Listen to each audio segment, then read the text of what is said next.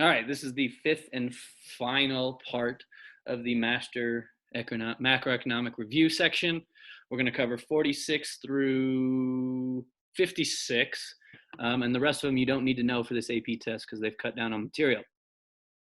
46, assess the effect of fiscal and monetary policy on real output, price level, and the level of employment in the long run and the short run. This is more or less just talking about if either program runs expansionary policy, aggregate demand is going to shift up in the short term.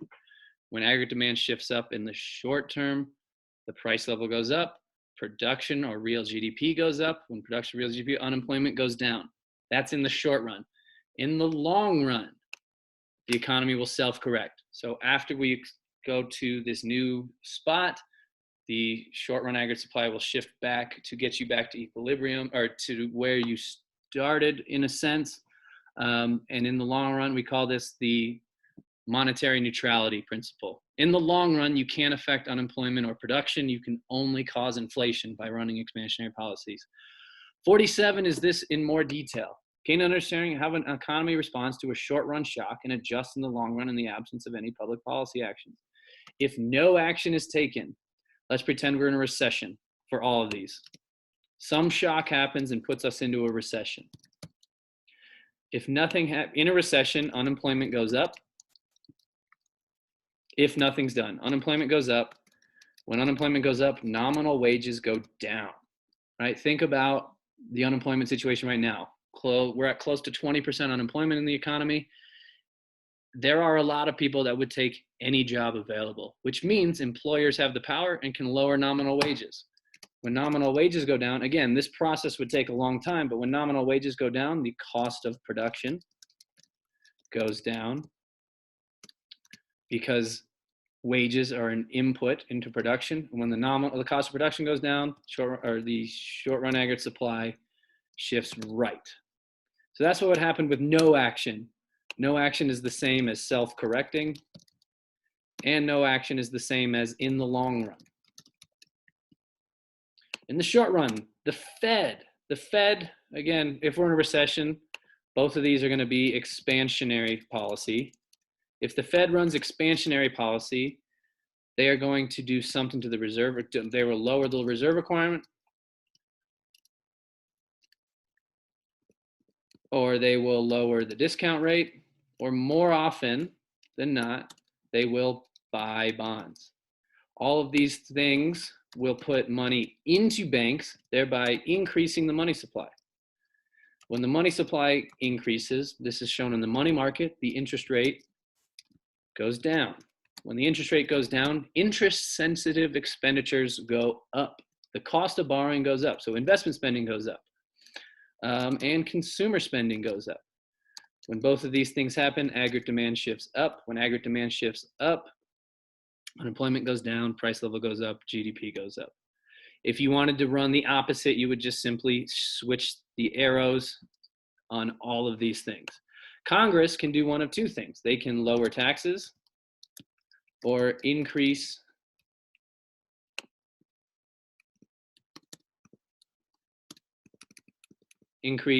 government spending. If you increase government spending, that directly affects aggregate demand, makes it go up.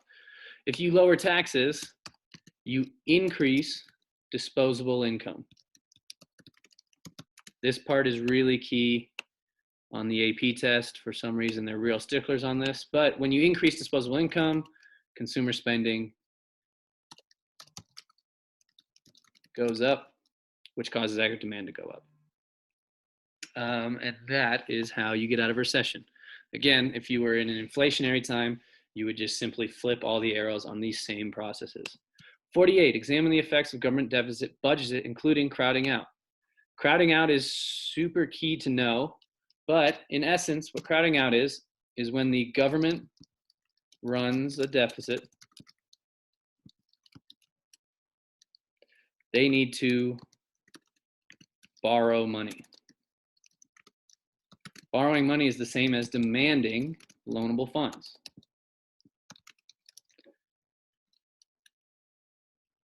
So when that happens, the demand for loanable funds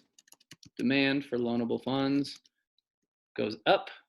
When the demand for loanable funds goes up, the interest rate goes up.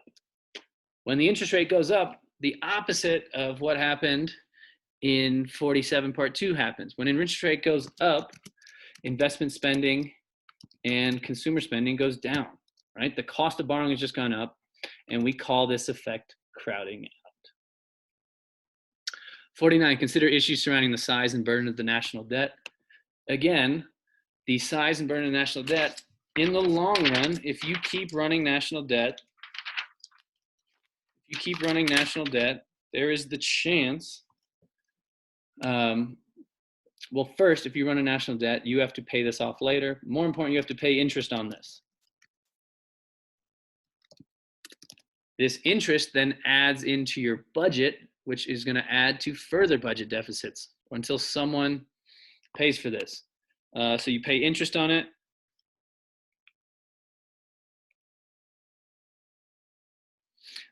Another problem, as we just described, is crowding out. When the government runs a deficit, they have to borrow. And crowding out limits long-term growth. A third problem with the national debt is the risk of default. Again, the government can only buy or sell bonds if people trust that they'll get paid back. As the debt keeps growing, the risk of default increases, or the risk that you won't get your money back on bonds changes. And lastly, I mentioned this in a video, but the only way to get out of a national debt is to increase taxes or decrease spending. Both of these things are bad for a politician to do. If you are a politician, you say you're going to increase taxes, people don't like you. If you say you're going to decrease spending, people don't like you.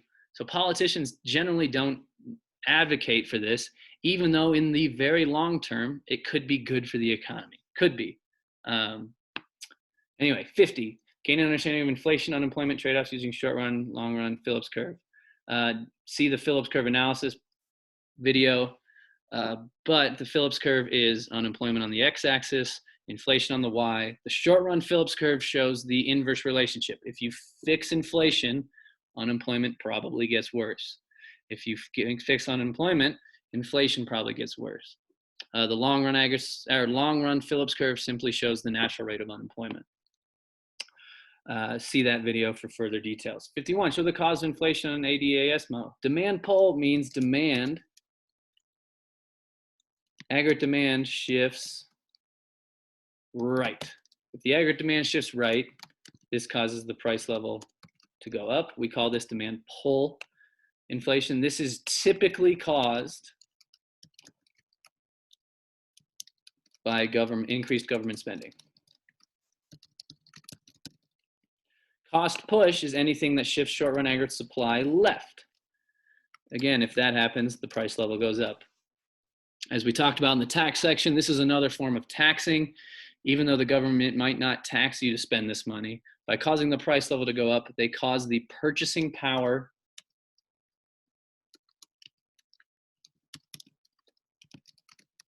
of the money you have to drop. Speculate on the role of inflation expectation of the price level and output. We didn't talk about this much, but if people expect inflation, that amount of inflation typically happens, and it's built into people's actions. 53, define economic growth. Economic growth, there was a question on the last homework, is sustained growth in real GDP per capita over time. Sustained growth in real GDP, so adjusting for inflation. It's not just charging more and having a bigger number attached. It's actually making more per person over time. This happens one of three ways. You either have more resources, you invest in capital.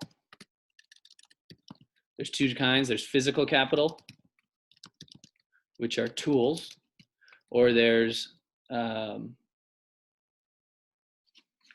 what's the other capital? physical capital or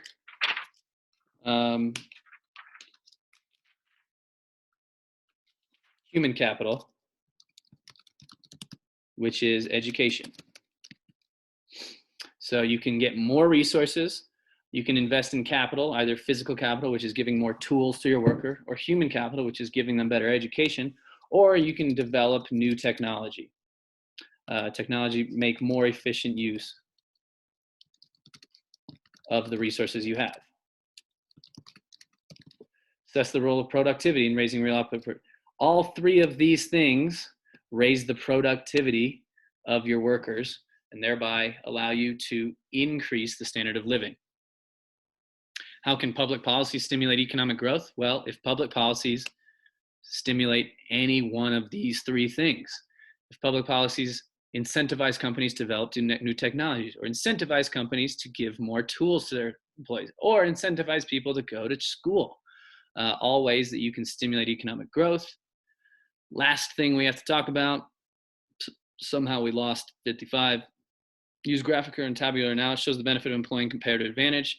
This was discussed in Unit 1, but employing comparative advantage allows two countries to specialize in what they do best, what they give up less to make. When they do this in trade, both countries can benefit and both countries can consume beyond their PPC.